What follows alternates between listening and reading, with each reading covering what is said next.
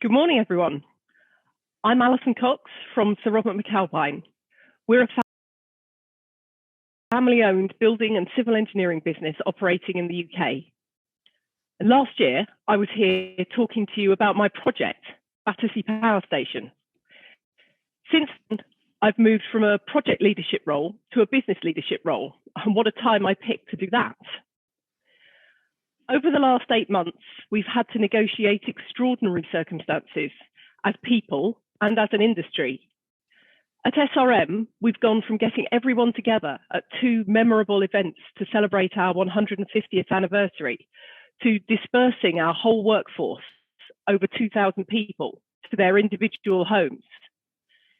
It's safe to say that what I've been doing is a little different from the job description, but I've been able to apply a lot of the lessons I learned at Battersea, which have turned out to be incredibly relevant to the pandemic situation. As Director of Engineering and Technical Services, it's my job to make sure that all our people have the support they need to be able to deliver outstanding projects for our clients. In doing this, I also have the chance to influence the culture of our business, shaping what it feels like to work for us. My original plan for this session was to talk to you about a new chapter at SRM, where we really harness the power of data and analytics to improve both our projects and also the experience of everyone who works for us. As it's turned out, that's proved to be even more relevant than I anticipated while we've had people furloughed, people working from home, and people working harder than ever to get our projects reopened safely. With our CEO out of the country at the start of the crisis back in March, I found myself in the hot seat, needing to put in place our initial response to COVID. I reached for the crisis management plan and pulled together the senior leaders in our business to start making the key decisions that have shaped the last 6 months. We began to communicate in ways that we hadn't before, with the head of each business unit and function coming to appreciate the value that the others provided. I set up a structure of online meetings, which took place 3 times a week at the start, to allow us to respond as quickly as we needed to when government advice changed. And I set out our guiding principles, which we communicated throughout the business to allow everyone at every level to make decisions which aligned with them. We found that innovation proliferated. People in all roles found new and better ways of working, whether that was on site or at home, in design and in construction. I started to host regular Call and Connect virtual forums where anyone in the business could have 5 minutes to present their new learning to allow others to benefit from it. And there's never been a problem finding people with ideas to fill these sessions. A key tool in leading through COVID has been the data that we've gathered through SRM Pulse. And this is a quick but frequent survey of all our people where we ask their opinion on topics like their workload and their work environment. It's been invaluable to get immediate feedback on changes that we've had to make. And now we can use the data to track over time how people are feeling. As part of our crisis management, I joined weekly meetings of Build UK, the cross-industry group which supports us to adopt more effective ways of working and to improve project delivery. At these sessions, we shared key information with our competition in an unprecedented way. How many of our sites were open? How many of our staff furloughed? And this gave us, as a group, incredible weight. The Build UK leadership were able to talk to government with authority and evidence, and this resulted in direct support for the industry when we most needed it. For example, the statement that those who cannot work from home, such as construction workers, should go back to work. That's just one example of the power of data to transform. And now I'd like to introduce to you Gareth Parks. Gareth is our head of data and analytics and has a real talent for not just talking about data, but translating an aspiration into practical steps that we've started to take, and you can too. Gareth. Thank you very much, Alison, and good morning, everyone. So today, what I'd like to do is to take you through the last 2.5 years that I've spent immersed in the world of data and analytics, to convince you to start thinking about this from the perspectives of your own careers, to give you some practical examples of how you can get started, and invite you to come and join me and join Sir Robert McAlpine on a journey as we take data and analytics and the stories that we're writing there, and combine that with construction project delivery as the two become ever more connected. So 2.5 years ago, I was frustrated with the lack of progress that I was having within my day job and looking for ways to make it better. I was able to convince one of our technical teams to make a small investment in a data analysis solution. And that solved a long-standing problem that they'd had with sharing knowledge within the organization. And when I saw what was possible in just a couple of weeks that would manually have taken them months to deliver, as well as lots and lots of added value that was created, I was hooked on this topic. So realizing then that I really didn't know very much about data and analytics, I was able to convince a couple of other colleagues that there was something to project data analytics and that we should go away and find out more. And so I decided that the best way to do that was to throw myself right into the middle of a newly formed meetup called the Project Data Analytics Community. Now, this community is run by a small business owner. His name is Martin Paver. He's a former project director and a man on a mission to revolutionize the way that projects get delivered using data. So he, I, and the rest of the community that we've helped to grow have this shared ambition to use data to transform the way that people deliver projects. And that's really critical, is that people stay at the center of this.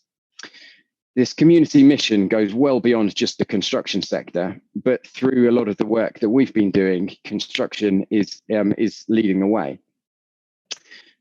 So I'm sure many of you will have your own views on this, and something we can perhaps get into in the question and answers. But the statistics globally are frankly horrendous. Across multiple sectors, only 1 in 200 major projects gets delivered on time, on budget, and with the benefits that were scoped for the beginning of the job. So that's 0.5% of projects that are achieving all three of those things. And when actually you look at that, roughly half of construction projects, certainly in the UK, are built using public money, our money. This is just ripe for a change. When Sir Robert McAlpine got involved in the community, there were about 250 people attending regular events. And so you might get 20, 30 people attending any one of these monthly meetups. At these events, we'd hear from all sorts of people that are using data to better deliver projects. We've heard from the Tour de France data team, who they use analytics to understand for each stage of the race who is going to win, and they can predict the winner before the race is finished. We've heard from people working in aviation, telecoms, banking, energy companies. We've heard from lots of different startups and large and small businesses. And actually, they see that construction is the place to operate because of the scale of change, which, to be honest, is so great because we're a long way behind other sectors in this space. But actually, as well as having furthest to go, we're steadily building a momentum, and there are some really exciting opportunities within the construction sector. Before lockdown, the meetups that I've mentioned, they were maxing out venues with 100 to 150 seat capacity. And Sir Robert McAlpine has now helped to move those online, where there's regularly 150, 200 people dialing in to listen. And in fact, the size of the community as a whole has grown to over 6,500 people that recognize that there is a real opportunity to grow and develop in this space. One of the benefits that we saw from these very early meetups was that it wasn't just about people coming along and listening to other people talk about data. People wanted to play with it for themselves. They wanted to learn, they wanted to see what they could do with their own data and change the jobs that they were doing and open up new career opportunities. So with the help of Martin and his team, we set some of our own challenges around our data, real data from construction projects. We put forward those challenges into the first of several weekend hackathons that we've now participated in. So the first one of these took place at the end of 2018. Actually, I missed it, and my daughter was she was born that weekend. So unfortunately, I couldn't be at the first one, but I've been at lots of the ones subsequently. There are lots of different sort of things that people call a hackathon. So as a quick aside, there's a picture on the screen showing you what it's like when we're physically in the room. This is taken at the Microsoft Reactor building in central London. There's typically about 100 people from the community that will come together for that weekend. And it's people from all over, students, experienced professionals, construction backgrounds, banking, energy. Some people have got data skills, some people have got project management skills, some people are just keen and have never done anything like this before. People get split into small teams based on the business challenge that they want to work on.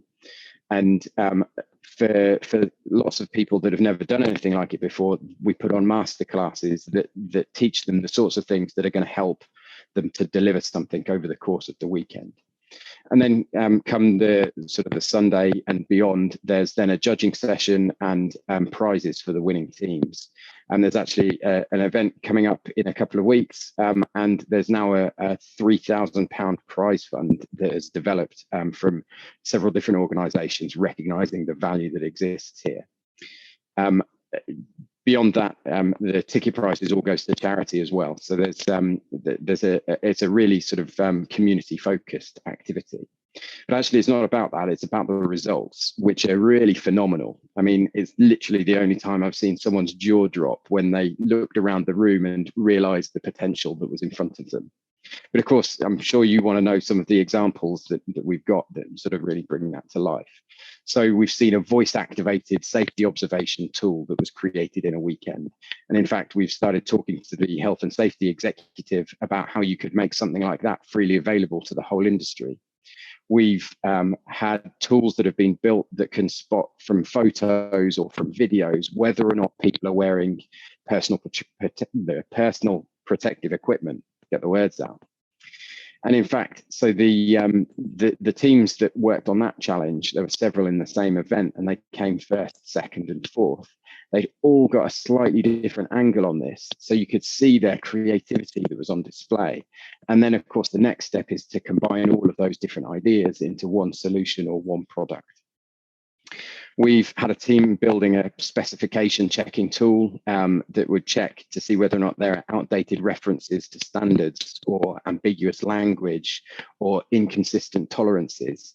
Now, why is that important? Well, actually, what that does is it rapidly reduces the time that it takes to read a specification, highlights the risks that are involved in it, and then opens up huge possibilities for how you can better manage those risks in future. And of course, these are all built in a weekend.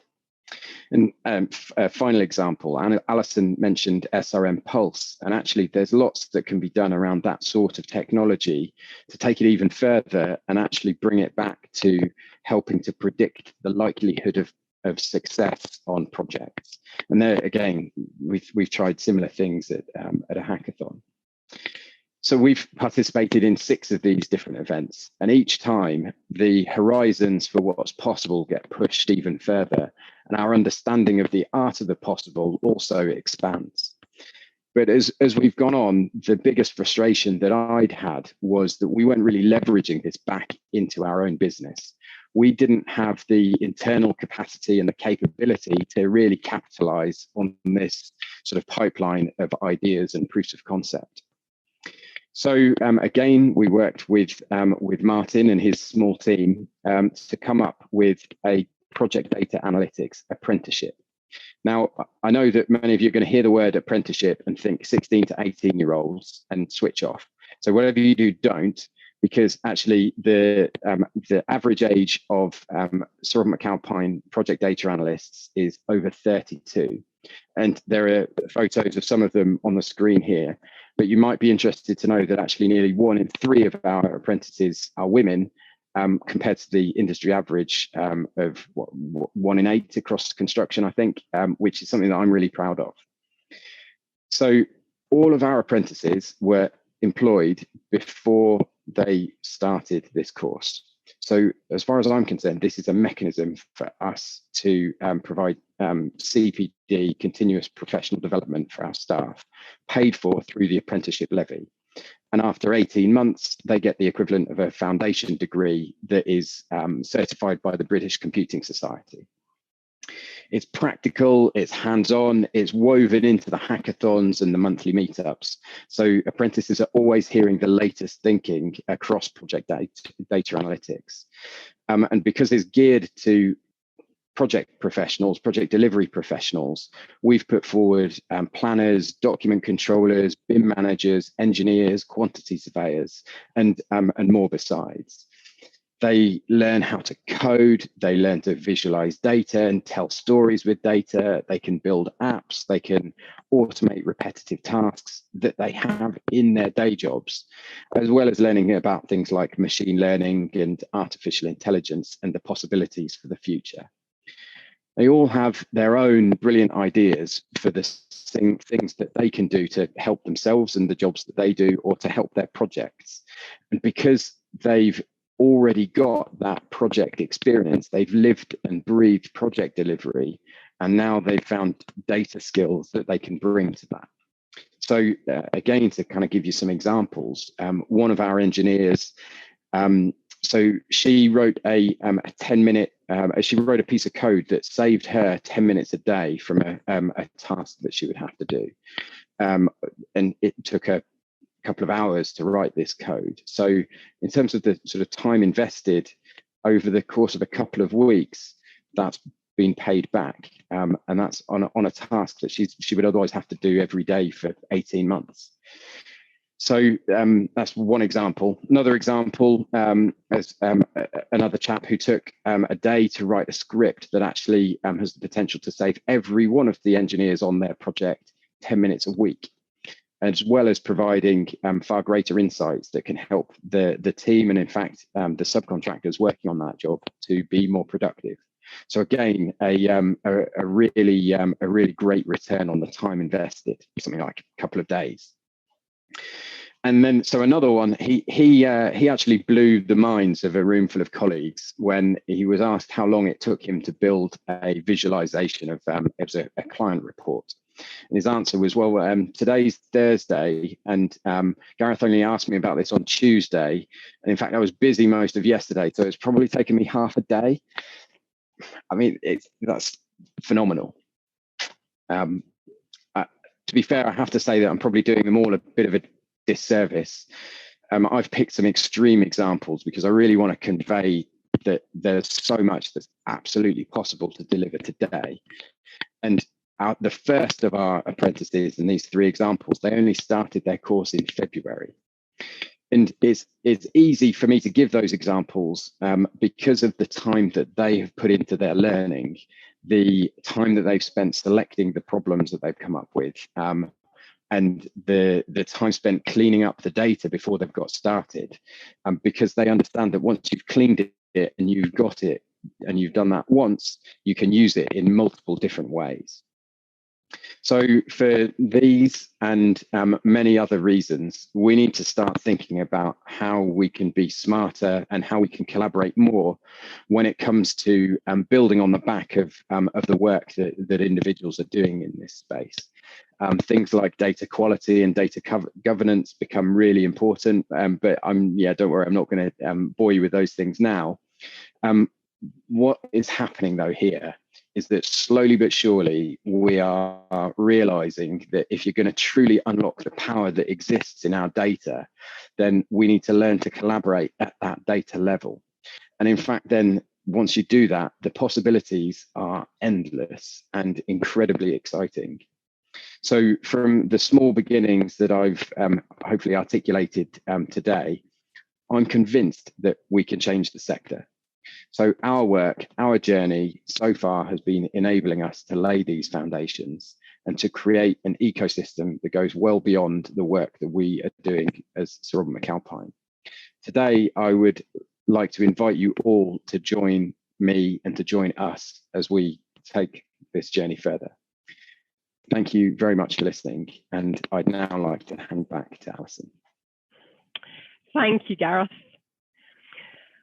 Earlier, when I was talking about our COVID response, I described how I set out the guiding principles to allow everyone to make their own decisions that aligned with them. As businesses, we need to take that same approach to data and analytics to create an environment where ideas can flourish, but where everyone's moving in broadly the same direction. And I believe in construction, we're already really well set up to do this. Our project-based structure consists of a network of teams where people are already self-motivated to deliver.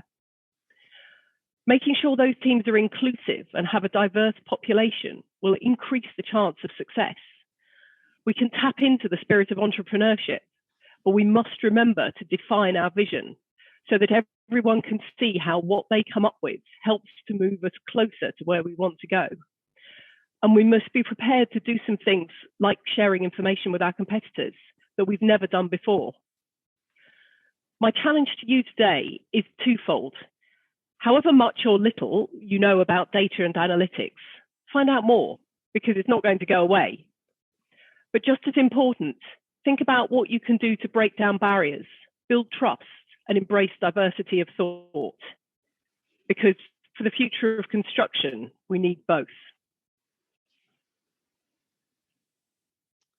Thank you very much, Alison and Gareth. Fantastic presentation there, some great messaging at the end.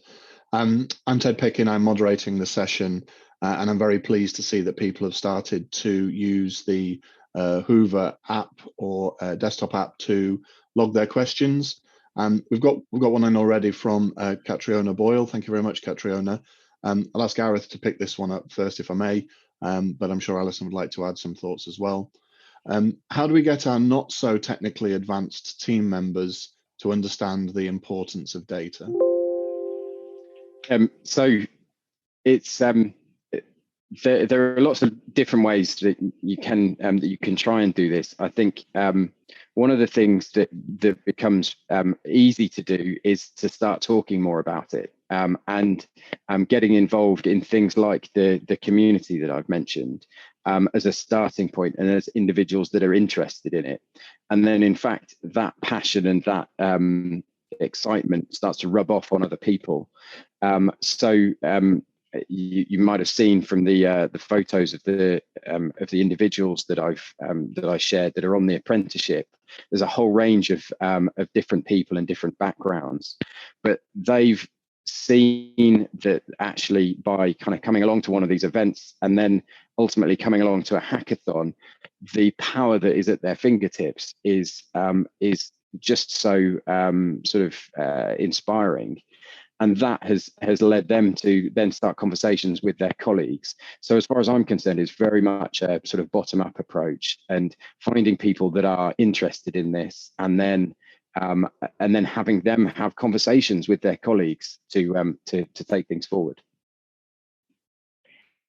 I think I'd add to that, give them some data, show them the benefits to them of having this at their fingertips when they've got access to a dashboard, which means that they can look at, let's say, for example, the quality control tools that we have that are standard across the industry, something like FieldView. If you can present them with a dashboard that shows how many surveillances are being carried out, which packages those are being carried out, and which forms are the ones that have been most used, they immediately have something tangible to engage with, find something that is relevant to the professional life of the people you're trying to engage, and give it to them to play with.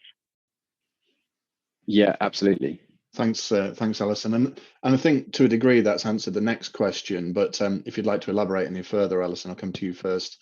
Anna Wiley asks, when we talk about sharing data, we tend to focus on things like cost and time. What data do you think is the most useful moving forwards? I think again, it depends on what your area of specialism is. Personally, I find our people data really useful. I refer to the SRM Pulse data, and being able to see what people are thinking The data is completely anonymized, but grouped by project or by region or by line manager if you have enough direct reports. And just being able to see not just the averages, but also the outliers in terms of what people are telling us about how pressured they feel at work, or whether they've got the correct home working environment set up. That just allows me to dig deep, to be able to see, well, we're making decisions at a business-wide level, but actually, do we need to shine a torch on particular parts of the business to enable us to tailor our approach? So, time and cost are the obvious ones, but people, I think, is a key third metric there. Gareth, have you got any thoughts on that? So I think, people and the opportunities to better understand how people deliver projects is massive. There's so much in there,